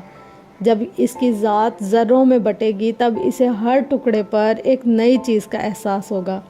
جن کی ذات ٹکڑوں میں بٹتی ہے وہ بہت حساس ہوتے ہیں، اور وہ ان چیزوں کو محسوس کرتے ہیں، اور پھر وہ ان چیزوں کو دیکھتے ہیں جو عام انسان نہیں دیکھ سکتا۔ اس لیے خالق کائنات نے اس کائنات کی بنیاد محبت پر رکھی ہے۔ یہ اپنے آپ میں ایک بہت بڑی کھوج، ایک بہت بڑی چیز ہے۔ شاید یہی وجہ ہے کہ میں بہت سی چیزوں کی کھوج نہیں کر پائی، لیکن ایک اہم بات جو ایلا نے کہی کہ خوبصورت مچھلی کو دیکھ کر چھونے کو دل کرتا ہے۔ جس طرح اللہ پاک نے انسان کو تسخیر کی اجازت دینے کے بعد اپنی اور انسان کی ذات میں ایک پردہ رکھا ہے، وہ چاہے جتنی کوشش کر لے، جب تک اللہ نہ چاہے وہ اس پردے کو، اس حد کو پار نہیں کر سکتا۔ بالکل اسی طرح محبت میں بھی کچھ حدود و قیود ہوتی ہیں۔ جب ایسے انسان سے محبت ہوتی ہے جس سے ہمارا کوئی جائز رشتہ نہیں ہوتا، اس محب میں ان حدود کو پار نہیں کیا جا سکتا۔ جس طرح انسان اپنی ہٹ دھرمی میں اللہ اور اپنے درمیان حائل پردے کو پار کرنے کی کوشش کرتا ہے تو فنا ہو جاتا ہے۔ کوہ طور کا واقعہ تو یاد ہوگا نا؟ بالکل اسی طرح اگر انسان نامحرم کی محبت میں ان حدود کو پار کرتا ہے جو اسے نہیں کرنی چاہیے، تو وہ انسان نہیں رہتا، اپنی خواہشات کا غلام ہو جاتا ہے، جانوروں سے بدتر ہو جاتا ہے۔ ماہی کو سمجھ نہیں آیا کہ وہ کس چیز کو زیادہ اہمیت دے کر گئی تھی، جستجو کو، طلب کو، تلاش کو، یا پھر محبت کو۔ وہ انسان کی طلب سے شروع ہو کر کائنات کا ذکر کر کر واپس محبت پر آ گئی تھی۔ یقیناً کائنات میں ہر چیز اپنی ایک جگہ رکھتی ہے۔ خالق کائنات نے کسی ایک وجود، کسی ایک جذبے کو، خواہ وہ نظر آتا ہو یا نہیں، بلا وجہ نہیں پیدا کیا۔ اور تم اپنے رب کی کون کون سی نعمتوں کو جھٹلاؤ گے؟ نوٹس نہیں لیے؟ خانم حیرت سے میڈی کو تک رہی تھی۔ پروفیسر میکال بہت ضدی ہیں، کل تم غیر حاضر تھی، انہوں نے کہا جو اسٹوڈنٹ کلاس میں موجود ہیں صرف انہیں ہی نوٹس ملیں گے، باقی کل ان کے آفس میں جا کر لیں۔ ان کا یہ آخری سیمسٹر چل رہا تھا اور اسی وجہ سے ان پر کافی سختی کی جا رہی تھی۔ اوکے، میں لے کر آتی ہوں۔ خانم غصے سے پروفیسر میکال کے آفس کی طرف بڑھ گئی تھی۔ کمرے کے باہر پہنچنے کے بعد خانم نے دروازے پر دستک دی تھی۔ یس، اندر سے آواز آئی تھی۔ سر، مجھے نوٹس چاہیے۔ اندر آفس میں ایک شخص میز کی جانب رخ کر کے کھڑا ہوا تھا۔ خانم کی طرف اس کی پشت تھی۔ آواز پر اس شخص نے جھٹکے سے پلٹ کر خانم کی طرف دیکھا تھا۔ اپنے سامنے کھڑے شخص کو دیکھ کر خانم کا رنگ پیلا پڑا تھا۔ وہ حیرت سے گنگ اس شخص کو دیکھ رہی تھی، اور ایسا ہی کچھ حال سامنے والے شخص کا تھا۔ خانم، وہ زیر لب بڑبڑایا تھا۔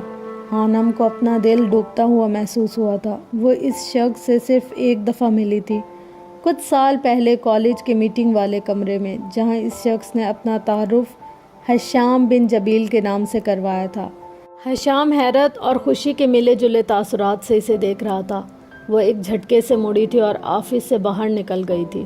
خانم کا دل دھک دھک کر رہا تھا۔ وہ جانتی تھی کہ آرجے مر چکا تھا، لیکن اس نے کبھی سوچا نہیں تھا کہ اس کا سامنا آرجے کی کسی فیملی کے شخص سے ہو سکتا تھا۔ ایسی ہی کچھ حالت حشام کی بھی تھی۔ پروفیسر میکال سے اس کی اچھی خاصی دوستی تھی۔ آج وہ اسے ملنے آیا تھا، لیکن اسے یقین نہیں آ رہا تھا کہ قسمت اس پر یوں بھی مہربان ہو سکتی تھی۔ پروفیسر میکال جب آفس میں داخل ہوا تو حشام کو کرسی پر براجمان کسی گہری سوچ میں غرق پایا تھا۔ کیا ہوا؟ خانم تمہاری اسٹوڈنٹ ہے؟ حشام نے پوچھا۔ ہاں، پروفیسر میکال نے کچھ دیر سوچنے کے بعد جواب دیا تھا۔ مجھے پہلے کیوں نہیں پتا چلا؟ حشام اپنا سر تھام کر رہ گیا۔ خانم اپنی مخصوص جگہ یعنی نہر کے کنارے پر بیٹھی تھی۔ ہوا کی سرسراہٹ سے دوپٹے کے نیچے سے اس کے بال نکل کر چہرے کو چھو رہے تھے۔ पानी सुस्त रवि से बह रहा था। करीब ही दाना चुगते परिंदों की आवाज़ इसके कानों को भली महसूस हो रही थी। वो वहाँ अकेली बैठी थी जब हशाम इसके पास आकर बैठा था। हानम ने ज़्यादा नोट नहीं किया था। इस जगह पर रोज़ नए नए लोग इसके पास आकर बैठते थे। कैसी हैं आप उम्मे हानम? आवाज़ पर चौंक कर हानम ने देखा था। एक बार फिर इसके चेहरे का रंग उड़ा था, लेकिन वो खुद पर कंट्रोल कर गई थी। जी ठीक हूँ, वो ज़बरदस्ती मुस्कुराई थी। जब मैं अपने भाई के सिलसिले में आपसे मिलने कॉलेज गया और जब मैं वहाँ से वापस आया तो मैंने कभी सोचा नहीं था कि मैं आपसे यहाँ इस शहर में यूँ अचानक मिलूँगा। वो कितना खुश था ये सिर्फ वो जानता था। वो इसे बता नहीं सकता था। इसने आरजे का नाम नहीं लिया था। सोचा तो मैंने भी कभी नहीं था कि जिस शख्स से मैं इतनी नफरत करती हूँ उसके भाई से यहाँ यूँ अचानक मिलूँगी। हानम का लहजा काटदार था। हशाम के चेहरे का रंग फीका पड़ा था। लेकिन मुझे उम्मीद है आपको मुझसे मिलकर नफरत नहीं होगी। वो मुस्कुराया था। हशाम अच्छे से जानता था कि हानम आरजे से क्यों नफरत करती थी, इसलिए इसने इस बात का जिक्र नहीं किया था। हानम ने कोई जवाब नहीं दिया था। मैं पिछले 10 सालों से पेरिस में रह रहा हूँ, लेकिन मुझे पेरिस कभी इतना अच्छा नहीं लगा था। इसकी बात पर हानम ने चौंक कर इसे देखा था। अच्छे लोगों से मिलकर सबको अच्छा लगने लगता है, और फिर आप तो बहुत ख़ास हैं इस निशान की वजह से। इसने हानम के बर्थ मार्क की तरफ इशारा किया था। काफ़ी अच्छी बातें कर लेते हैं आप। हानम मुस्कुरा दी थी। मैं खुद भी बहुत अच्छा हूँ, ये आप कुछ दिनों तक जान जाएंगी, वो पुरएतमाद लहजे में कह रहा था। देखते हैं, हानम ने चैलेंज करने वाले अंदाज में कहा था और फिर अपनी जगह से उठ खड़ी हुई थी। वो कॉलेज में होने वाली मुलाकात में ही जान गई थी कि हशाम आरजे से बहुत मुख्तलिफ है, और अब इसे ये महसूस भी हो रहा था। अल्लाह हाफिज़।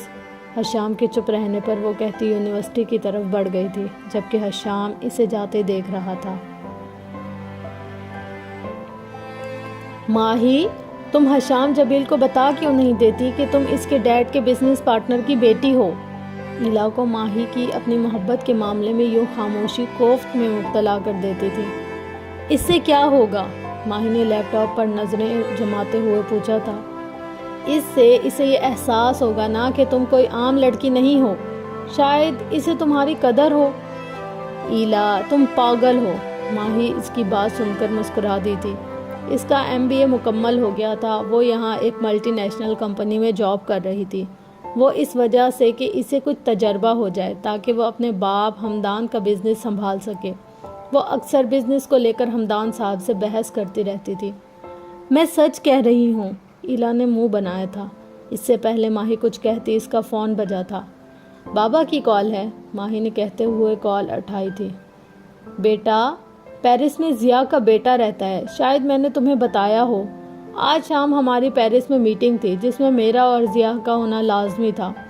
कल कुछ मसरूफियात की वजह से मैं नहीं आ सका और ज़िया भी बीमार है।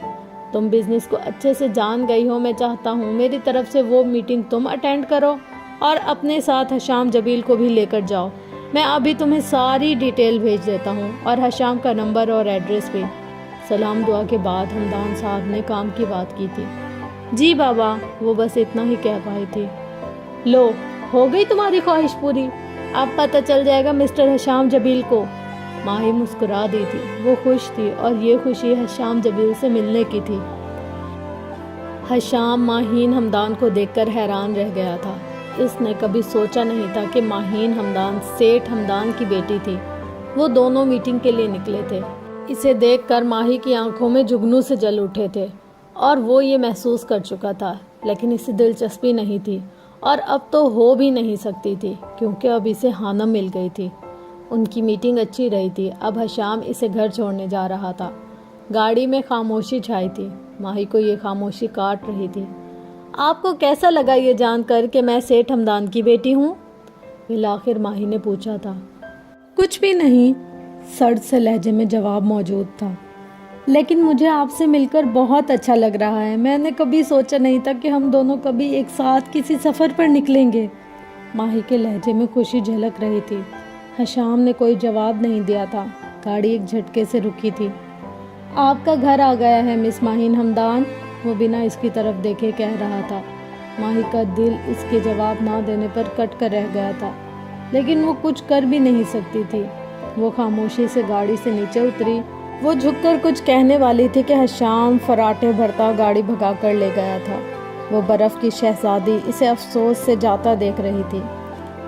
سارے رشتے بھلائے جائیں گے، اب تو غم بھی گنوائے جائیں گے، جانے کس قدر بچے گا وہ، اس سے جب ہم گھٹائے جائیں گے، اس کو ہوگی بڑی پشیمانی اب جو ہم آزمائے جائیں گے۔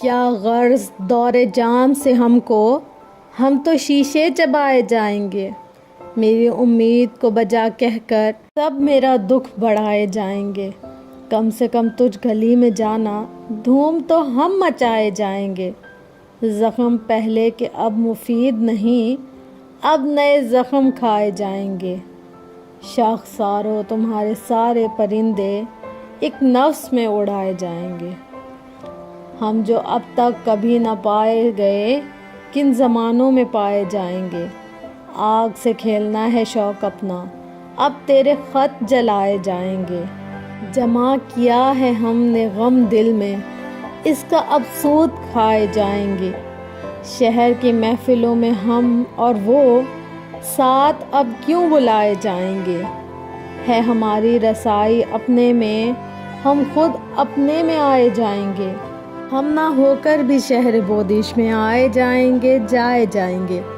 مجھ سے کہتا تھا کل یہ شاہ بلوط سارے سائی جلائے جائیں گے، ہوگا جس دن فنا سے اپنا وصال ہم نہایت سجائے جائیں گے، جون یوں ہے کہ آج کے موسیٰ آگ بس آگ لگائے جائیں گے۔ حشام بہانوں سے ہانم سے ملنے لگا تھا۔ وہ جہاں جاتی تھی وہ بھی اتفاقاً پہنچ جاتا تھا۔ ہانم نے کبھی اس بات کو نوٹ نہیں کیا تھا، آج بھی وہ اسے ہی تلاش کر رہا تھا۔ بی جان اسے شادی کا کہہ رہی تھی، وہ اس پر دباؤ ڈال رہی تھی، اور آج وہ اسی سلسلے میں ہانم سے ملنے والا تھا۔ وہ اسے اپنے دل کی بات بتانے والا تھا کہ بعد میں بی جان کو اپنی پسند بتا سکے، لیکن وہ پہلے ہانم کی پسند جاننا چاہتا تھا۔ وہ اسے نہر کے کنارے پر پرندوں کو دانہ ڈالتی نظر آ گئی تھی۔ حشام ہاتھ میں پکڑا کیک لیے اس کی طرف بڑھا تھا۔ آج حشام کا برتھ ڈے تھا۔ وہ جانتا تھا کہ ہانم نہیں جانتی تھی، اور وہ یہ بھی جانتا تھا کہ اسے وش نہیں کرے گی، لیکن وہ اس دن کو خاص بنانا چاہتا تھا۔ السلام علیکم، کیسی ہیں آپ؟ ہانم کے قریب پہنچنے پر اس نے پوچھا تھا۔ جی میں بالکل ٹھیک ہوں، آپ سنائیں، اور یہ کیک کس لیے؟ آج میرا برتھ ڈے ہے، اور جب سے میں پیرس آیا ہوں یہ پہلا موقع ہے کہ میں کیک کاٹنے جا رہا ہوں، وہ بھی بہت خاص شخص کے ساتھ۔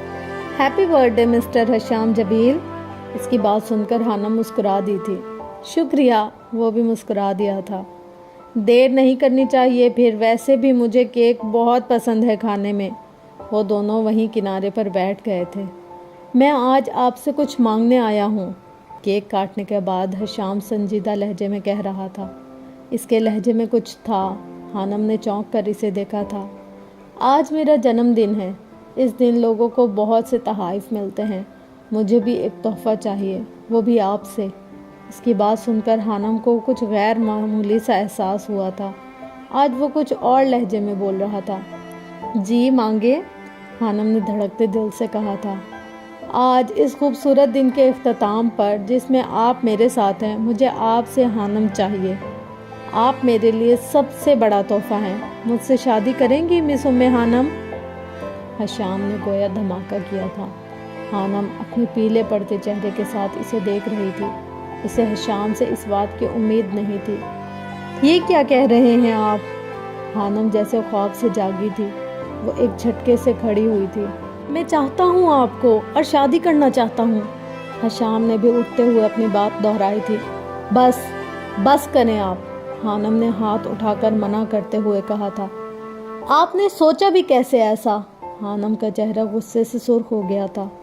آپ اچھے انسان ہیں، لیکن مجھے آپ میں دلچسپی نہیں ہے، اور نہ کبھی تھی۔ لیکن مجھے لگا کہ حشام کا دل ڈوبا تھا کہ اگر میں نے مسکرا کر آپ کی بات سن لی تو میں آپ میں دلچسپی لینے لگی ہوں، یہ لگا تھا آپ کو؟ ہانم کا لہجہ کاٹ دار تھا۔ حشام حیرت سے اسے دیکھ رہا تھا۔ اتنی تلخی آرجے کے لہجے میں ہوا کرتی تھی۔ اگر لڑکی مسکرا کر بات کر لے تو مردوں کو ایسا کیوں لگتا ہے کہ وہ لائن پر آ گئی ہے؟ شدت جذبات سے حانم کی آواز کانپ رہی تھی۔ اب کی بار حشام کا چہرہ سرخ ہوا تھا۔ اسے امید نہیں تھی کہ حانم اس طرح ری ایکٹ کرے گی۔ پلیز حانم، اس طرح کے الفاظ مت استعمال کرو، حشام نے التجا کی تھی۔ حانم نے آنکھیں میچ کر ایک گہری سانس لے کر خود کو نارمل کرنے کی کوشش کی تھی۔ دیکھیں آپ بہت اچھے ہیں، لیکن جو آپ چاہ رہے ہیں ویسا کبھی نہیں ہو سکتا، اب کی بار حانم نے نرم لہجے میں کہا تھا۔ لیکن کیوں؟ کیا کمی ہے مجھ میں؟ یا پھر کسی اور کو آپ پسند کرتی ہیں؟ حشام کا دل کڑلا رہا تھا۔ اس نے کبھی سوچا نہیں تھا کہ اس جیسی شخصیت کا مالک جب کسی کو پرپوز کرے گا تو اسے آگے سے اس طرح کی باتیں سننے کو ملیں گی۔ کوئی کمی نہیں ہے آپ میں، اور نہ میں کسی اور کو چاہتی ہوں، لیکن میں کسی ایسے انسان سے رشتہ نہیں بنا سکتی جو مجھے ایک ایسے شخص کی یاد دلائے جس سے میں نفرت کرتی ہوں، حانم نے صاف لہجے میں کہا تھا۔ حشام ایک گہری سانس لے کر رہ گیا تھا۔ اس سے پہلے حشام کچھ کہتا سڑک کنارے ماہی کی گاڑی آ کر رکی تھی۔ اسے حانم نے ہی کال کر کے پک کرنے کو کہا تھا، اور پھر حشام آ گیا تھا۔ مجھے امید ہے آئندہ یہ بات دہرائی نہیں جائے گی، وہ یہ کہہ کر گاڑی کی طرف بڑھ گئی تھی۔ ماہی نے حانم کو حشام کے ساتھ دیکھ لیا تھا۔ وہ پھٹی پھٹی آنکھوں سے دونوں کو دیکھ رہی تھی۔ اس نے کبھی خواب میں بھی نہیں سوچا تھا کہ وہ دونوں ایک ساتھ ہوں گے۔ حشام خاموشی سے اسے جاتے دیکھ رہا تھا۔ گاڑی کا شیشہ نیچے کیے ماہی حیرت اور خوف کے تاثرات سے اسے ہی دیکھ رہی تھی۔ کیا حانم ماہین کی کزن ہے؟ وہ حیرت سے سوچ رہا تھا۔ اسے کچھ دیر پہلے حانم نے بتایا تھا کہ اس کی کزن اسے لینے آ رہی تھی۔ حانم گاڑی میں بیٹھ چکی تھی اور پھر ماہی گاڑی بڑھا کر لے گئی تھی۔ وہ تھک ہار کر وہیں بیٹھ گیا تھا۔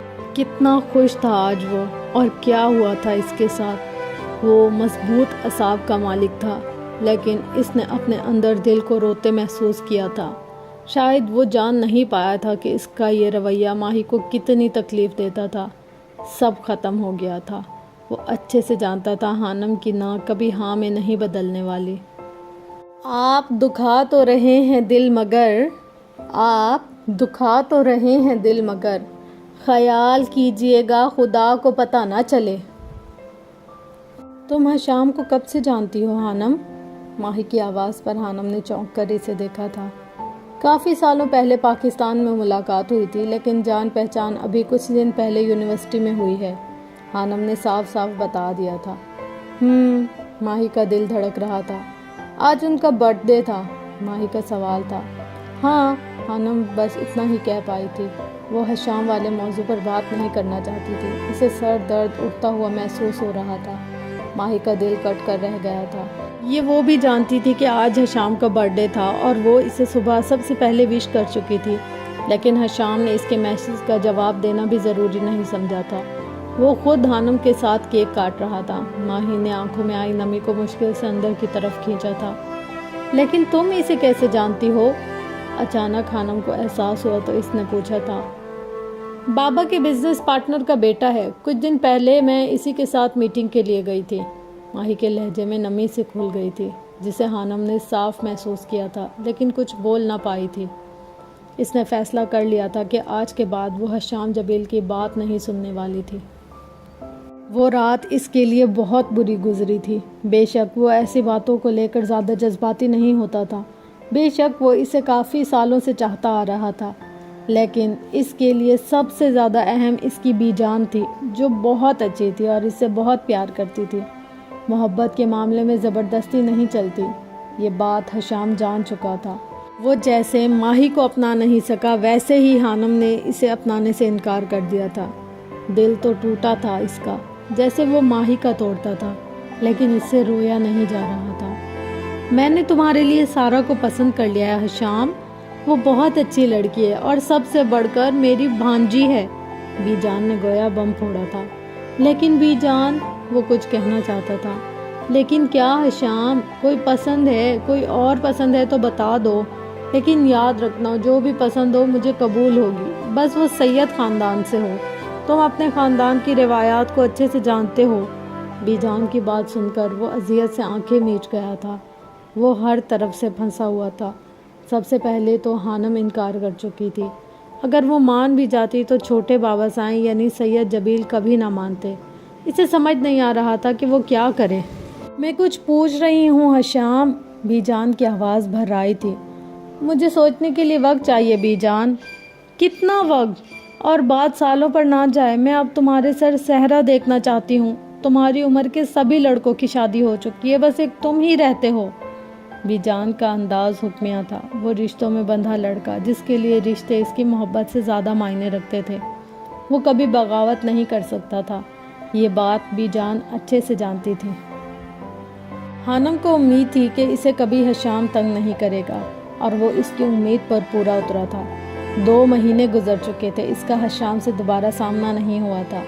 اس کے آخری سیمسٹر کے پیپر بھی ختم ہو گئے تھے۔ وہ اس دن کچھ کتابیں ایشو کروانے کے لیے سٹی لائبریری آئی تھی۔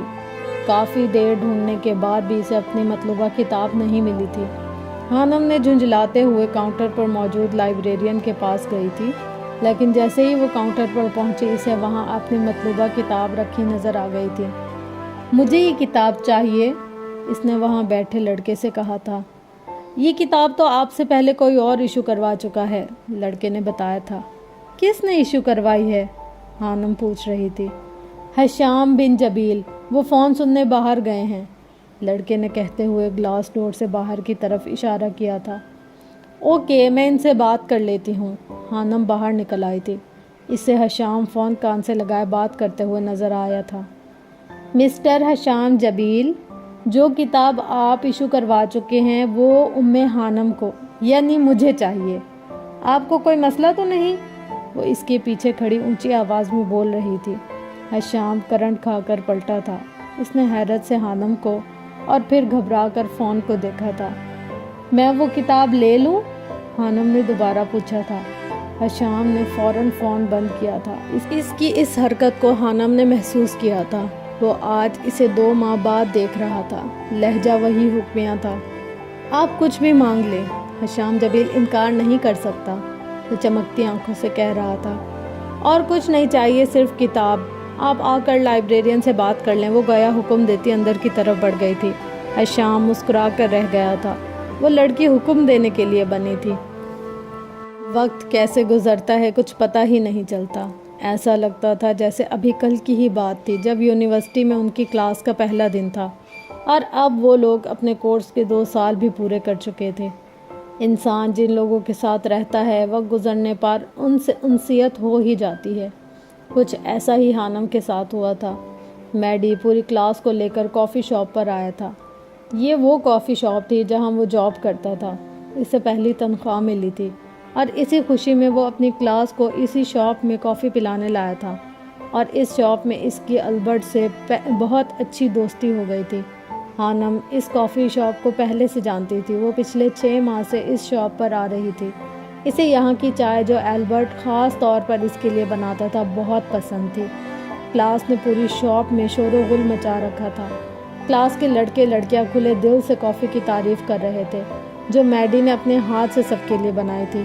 وہ اسٹوڈنٹ کے درمیان گھرا سینے پر ہاتھ رکھ کر سر جھکا جھکا کر شکریہ ادا کر رہا تھا۔ خانم کی نظریں آج بھی شاپ سے باہر تھیں۔ باہر سڑک پر چلتی گاڑیاں اسے اچھی لگ رہی تھیں۔ اس نے سیاہ رنگ کی جینس پر گھٹنوں تک آتی لمبی قمیض پہنی ہوئی تھی، جس پر ٹخنوں سے تھوڑا اوپر تک آتا اونی کوٹ پہن رکھا تھا۔ سر پر اونی ٹوپی تھی جس نے اس کے بالوں کو چھپا رکھا تھا۔ اس کے سامنے رکھے کپ سے دھواں اٹھ رہا تھا۔ اچانک ہی اسے عجیب سی بے چینی شروع ہو گئی تھی۔ اسے خود پر کسی کی نظروں کی تپش محسوس ہوئی تھی۔ خانم نے چونک کر شاپ میں موجود لوگوں پر نظر دوڑائی تھی۔ اچانک اس کی نظر ایک کونے میں رکھی میز پر بیٹھے شخص پر پڑی تھی۔ اس کا چہرہ ہوڈ سے چھپا ہوا تھا۔ خانم کے دیکھنے پر وہ چہرے کا رخ موڑ چکا تھا۔ جس طرح وہ بیٹھا تھا خانم کو سالوں پہلے کلاس کے آخری بینچ پر بیٹھا شخص یاد آیا تھا۔ آرجے؟ اوف، میں بھی کیا سوچ رہی ہوں۔ خانم نے اپنی ہی سوچ پر خود کو ڈپٹا تھا۔ کتنی ہی دیر کافی اور ماحول سے لطف اندوز ہونے کے بعد اس کی پوری کلاس کے اسٹوڈنٹ جا چکے تھے۔ کچھ سوچ کر خانم بھی شاپ سے باہر نکل آئی تھی۔ اینجل، میڈی اس کے پیچھے لپکا تھا۔ ان 2-2.5 سالوں میں اس کی میڈی سے کافی بے تکلفی ہو گئی تھی۔ میڈی تو اسے اپنی سب سے اچھی دوست مانتا تھا۔ तुम अकेली जाओगी घर, मैं तुम्हें छोड़ देता हूँ। हानम के रुकने पर मैडी ने कहा था, मैं कोई बच्ची नहीं हूँ मैडी, पिछले 2.5 साल से मैं पेरिस में आवारागर्दी कर रही हूँ और तुम मुझे घर छोड़ने की बात कर रहे हो। वो हंसती थी। ये बात वाकई सच थी। जैसे इसने पहले 2 साल घर में बंद रहकर गुजारे थे, वैसे ही अब इसने ये 2.5 साल पेरिस की सड़कों पर घूमते गुजारा था। लेकिन फिर भी तुम अपनी शॉप संभालो, मैं चली जाऊंगी, वो मुस्कुरा कर कहती आगे बढ़ गई थी। वो दोनों सड़क के दरमियान खड़े थे। ट्रैफिक ज़्यादा नहीं थी और इस सड़क पर बहुत ज़्यादा गाड़ियाँ नहीं होती थी। जैसे ही मैडी मुड़ा, सामने से आती डबल डेकर बस को देखकर इसके होश उड़ गए थे। बस काफ़ी स्पीड से आ रही थी। वो उछलकर साइड पर हुआ था। लेकिन ये क्या, बस का रुख भी उसकी तरफ हो गया था। मैडी चिल्लाते हुए जिस तरफ को भी होता था, बस का रुख भी उसी जानिब हो जाता था। लोग तमाशा देखते रहे थे। बस और इसके दरमियान थोड़ा सा फासला रह गया था। इससे पहले कि बस इसे उड़ाती, किसी ने इसे बाजू से पकड़कर खींचा था और बस जिस जगह पर वो इस पल पहले खड़ा था, वहाँ से गुजरकर थोड़ा आगे जाकर रुकी थी। मैडी ने डरते डरते आंखें खोली थी और फिर अपने सामने खड़े शख्स को देखकर डर कर पीछे हुआ था। वो एक लड़का था जिसने हुड पहनी हुई थी और इसके गाल पर जले का निशान था। लड़के ने दोनों हाथ उठाकर इसे रिलैक्स रहने का इशारा किया था। सॉरी ब्रो, गाड़ी में कुछ मसला हो गया था, ब्रेक नहीं लग रही थी। तुम्हें इस शख्स का शुक्रिया अदा करना चाहिए जिसने मुझे जेल जाने से और तुम्हें हेवन में जाने से बचा लिया, बस से एक आदमी ने उतर कर कहा था। बहुत बहुत शुक्रिया, मैडी ने इस जले हुए चेहरे वाले लड़के का हाथ थाम कर कहा था। मैडी एक जज्बाती लड़का था और इसके साथ साथ वो बहुत प्यार करने वाला एक अच्छा इंसान था। वैसे तो वो बहुत चालाक और शरारती मशहूर था, लेकिन वो नहीं जानता था कि वो इतना ही बड़ा बेवकूफ़ भी था। तुम्हारा नाम क्या है? मैडी ने पूछा था। मेरा नाम मून है और मैं बोल नहीं सकता, लड़के ने फटाफट अपना मोबाइल निकालकर इस पर टाइप कर कर बताया था। इसे अंदाज़ा हो गया था कि मैडी को इशारों की ज़बान समझ नहीं आने वाली थी। ओ आओ अंदर आओ, मैडी इसे लेकर शॉप के अंदर आ गया था। वो इसका एहसानमंद था। कहाँ रहते हो तुम? इस शहर में नए हो क्या? मैडी की बात पर मून ने इस बात में सर हिला दिया था। ज़रूर रोज़गार के लिए आए होगे, मून ने फिर इस बात में सर हिला दिया था। खैर कोई नहीं, आज से तुम मेरे साथ रहोगे। मैडी की बात सुनकर इसकी आंखें चमकी थी और फिर इसने मैडी का शुक्रिया अदा किया था, जबकि मैडी इसके जले हुए चेहरे और कुव्वत गोयाई से महरूमी को देखकर अफसुर्दा होकर रह गया था। अगले दिन हानम शॉप पर आई तो मैडी ने सारा वाकया इसे सुनाया था। वो हंस हंस कर पागल हो गई थी। एंजल, तुम हंस रही हो, मैं मर जाता तो? मैडी ने खफगी से कहा था। मुझे तो सोच सोच कर हंसी आ रही है, क्या सीन हुआ होगा इस वक्त? वो फिर से हंस दी थी। इससे पहले मैडी कुछ कहता मून शॉप में दाखिल हुआ था। मून, मैडी ने इसे आवाज़ लगाई थी। वो आवाज़ सुनकर उनकी तरफ बढ़ा था। इससे मिलो, ये है एंजल और ये वाकई एंजल है, मैडी ने तारुफ करवाया था। मून चमकती आंखों से हानम को देख रहा था।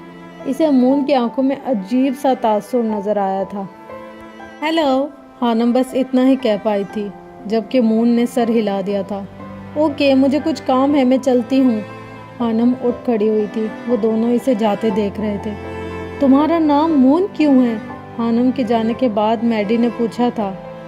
क्योंकि मेरे चेहरे पर दाग है और दाग तो मून पर ही होता है, मून ने टाइप करके इसे बताया था, जबकि मैडी ना समझी से गर्दन हिलाकर रह गया था। फिर एक नया सिलसिला शुरू हो गया था। जब हानम शॉप पर आती थी तब मून आ जाता था और इसके जाने के बाद चला जाता था। वो जहाँ भी जाती थी वो इसका पीछा करता था। वो सारा दिन गायब रहकर रात को मैडी के घर पहुँचता था। हानम का पीछा करने वाली बात सबसे पहले एल्बर्ट ने नोट की थी। मुझे लगता है वो एंजल में दिलचस्पी ले रहा है। इससे पहले वो कोई कदम उठाए तुम्हें कुछ करना चाहिए। एल्बर्ट की बात ने मैडी को सोच में डाल दिया था। वो खुद डिज्नीलैंड पर हानम के पीछे मून को देख चुका था। इसे एहसास हो रहा था जैसे इसने मून को अपने पास रखकर बहुत बड़ी गलती कर दी थी। इससे पहले मून कुछ करता, मैडी ने हानम को प्रपोज कर दिया था। इसकी बात सुनकर हानम कितनी देर हंसती रही थी। शायद तुम उम्र में भी मुझसे छोटे ही हो मैडी, तुमने ऐसा क्यों सोचा? वो पागलों की तरह हंस रही थी। जी नहीं, मैं छोटा नहीं हूँ। تم ہو میڈی، کیونکہ میں نے اپنے 2 سال ضائع کیے ہیں۔ کچھ بھی ہو، مجھے تم اچھی لگتی ہو اینجل، وہ منہ پھلائے کہہ رہا تھا۔